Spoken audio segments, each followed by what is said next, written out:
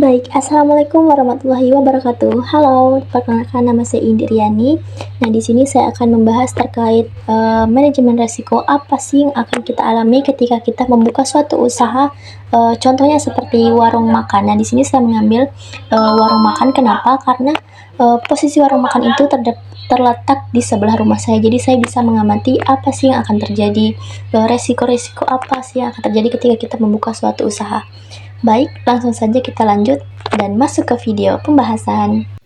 Usaha warung makan ini sudah dibangun dari 2015 hingga sekarang dengan menjual berbagai makanan, sarapan, dan air hingga bertambahnya warung untuk kebutuhan masyarakat sekitar. Kemudian kita masuk pada aspek produksi. Nah, aspek produksi ini akan dihadapi yaitu keterlambatan pasokan bahan baku seperti beras, sayur, dan daging-daging, serta kualitas bahan baku menurun sehingga mempengaruhi rasa makanan. Nah, upaya dari pengendalian resiko ini adalah dengan menjalin kerjasama dengan lebih dari satu pemasok dan bahan baku, serta selalu melakukan pengecekan kualitas bahan baku setiap hari, dan juga menyediakan tempat penyimpanan yang aman, bersih, dan sehat. Kemudian aspek sumber daya manusia atau SDM. Risiko yang akan dihadapi yaitu karyawan yang tidak masuk kerja secara mendadak. Nah, kurangnya keterampilan karyawan dalam melayani pelanggan, serta pergantian karyawan yang cukup sering. Nah, upaya pengendalian risikonya itu adalah menyediakan tenaga cadangan atau sistem kerja pergantian.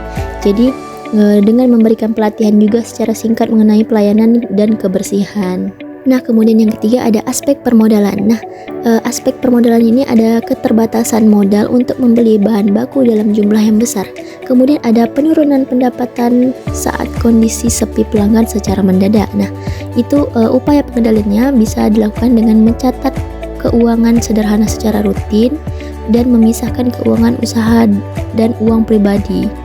Kemudian yang keempat ada aspek pemasaran. Nah, yang pertama itu ada penurunan jumlah pelanggan akibat pesaing usaha, lokasi usaha kurang strategis, kurangnya promosi sehingga usaha kurang dikenal. Nah, jadi upayanya itu dengan kita menjaga kualitas rasa dan kebersihan makanan, memberikan harga yang kompetitif dan terjangkau, kemudian yang paling penting melakukan promosi melalui media sosial dan aplikasi pesan antar. Dan aspek yang terakhir itu adalah aspek hukum, yaitu usaha belum memiliki izin usaha resmi, kemudian yang kedua tidak memenuhi standar dan kebersihan keamanan pangan, dan ketiga potensi masalah dengan lingkungan sekitar.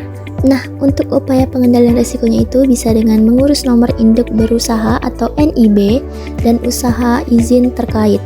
Kemudian kedua menjaga kebersihan tempat usaha sesuai standar kesehatan, dan yang terakhir menjalin komunikasi yang baik dengan masyarakat sekitar.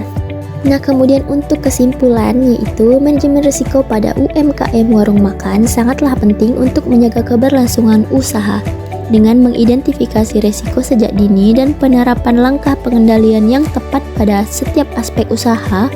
Warung makan dapat meminimalkan kerugian dan meningkatkan keberlanjutan usaha. Baik, sekian dari saya untuk penjelasan tentang aspek manajemen risiko usaha UMKM rumah makan. Terima kasih. Wassalamualaikum warahmatullahi wabarakatuh.